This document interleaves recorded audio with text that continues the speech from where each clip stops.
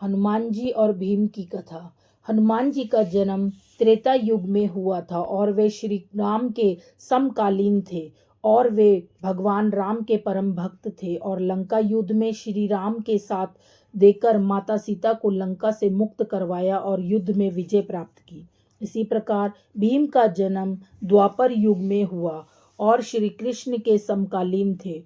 भीम भी महाबलशाली योद्धा थे। महाभारत के 5 पांडवों में भीम सबसे अधिक शक्तिशाली और बलवान थे। उनमें 100 हाथियों का बल था और उस समय संपूर्ण पृथ्वी पर उनके समान शक्तिशाली कोई दूसरा नहीं था। उन्होंने अच्छे अच्छे महाबलियों को युद्ध में धूल चटाई थी। हनुमान जी और भीम दोनों को पवन पुत्र कहा जाता है। हनुमान जी को अमरता का बलिदान मिला है। इसलिए जब तक धरती रहेगी हनुमान जी साक्षात इस धरती पर रहेंगे और लोगों के कष्टों को दूर करते रहेंगे। महाभारत में एक रोचक प्रसंग आता है जब अलग अलग युगों के 2 महान योद्धा हनुमान जी और भीम का सामना होता है। बात महाभारत काल की है। पांडवों को 14 वर्ष का वनवास और 1 वर्ष का अज्ञातवास मिला था। इस दौरान एक बार पांडव किसी वन में रुके हुए थे।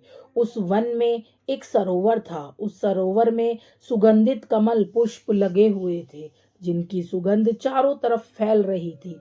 द्रौपदी को इन पुष्पों की सुगंध अपनी तरफ आकर्षित कर रही थी। द्रौपदी ने भीम को पुष्प कमल लाने के लिए कहा और भीम निकल गए सुगंधित पुष्प कमल की तलाश में। तभी रास्ते में उन्हें एक बूढ़ा वानर मिला जो लेटा हुआ था और उसकी पूंछ रास्ते में फैली हुई थी। रास्ते में वानर की पूंछ फैली होने से भीम आगे नहीं जा सकते थे, क्योंकि किसी भी जीव के लेटे होने पर उसके अथवा उसके शरीर के किसी भी अंग के ऊपर से जाना अमर्यादित माना जाता है। अपने रास्ते में वानर की पूंछ देखकर भीम ने वानर से अपनी पूंछ हटाने के लिए कहा। भीम की बात सुनकर वानर बोला, भाई, मैं तो राम का भक्त हूँ।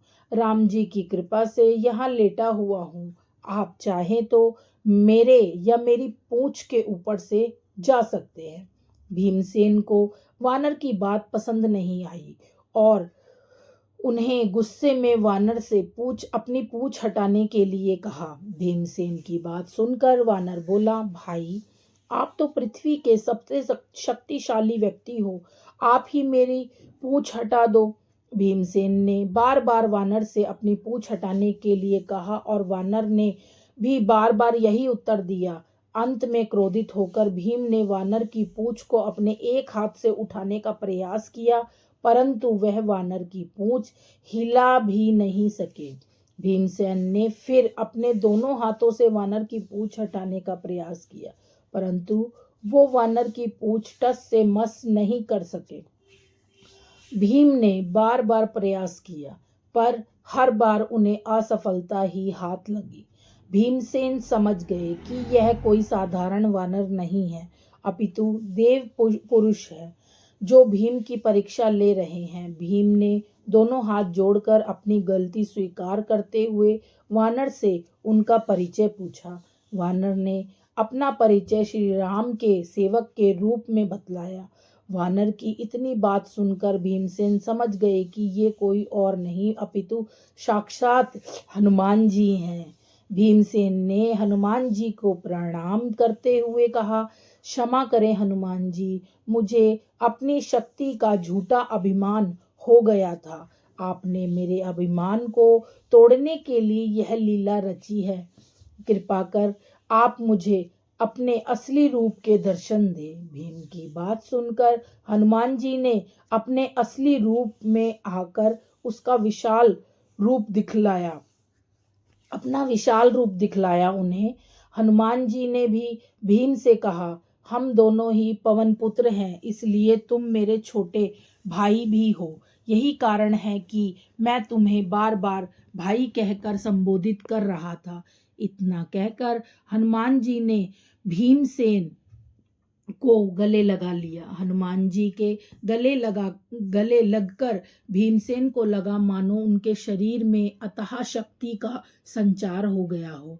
भीम ने हनुमान जी से आग्रह किया कि वह कौरवों के साथ होने वाले युद्ध में पांडवों का साथ दें, जिस पर हनुमान जी ने कहा, जिस युग से मैं हूँ वह युग दूसरा था, उसमें मैंने श्री राम के लिए कई युद्ध किए थे। अब यह युग दूसरा है, यहाँ मेरा युद्ध करना सही नहीं है, इसलिए मैं युद्ध में शामिल नहीं हो सकता, परंतु युद्ध में पांडवों के रथ की ध्वजा पर मेरा वास होगा। इस प्रकार हनुमान जी महाभारत युद्ध में हमेशा श्री कृष्ण और अर्जुन के रथ की ध्वजा पर विराजित रहे और अर्जुन के रथ की रक्षा करते रहे। इस कहानी से हमें यह शिक्षा मिलती है कि हनुमान जी और भीम जी की कहानी से हमें यह शिक्षा मिलती है कि कभी भी हमें अपनी शक्ति और अपने बल का घमंड नहीं करना चाहिए। तो अगर आपको ये कहानी अच्छी लगी हो तो प्लीज़ चैनल को सब्सक्राइब कीजिए, वीडियो को लाइक कीजिए और एक कमेंट ज़रूर कीजिएगा कि आपको किस तरीके की कहानियाँ सुनना या पढ़ना अच्छा लगता है। तो आगे से हम उसी तरीके की कहानियाँ आपके लिए ज़रूर लाएंगे।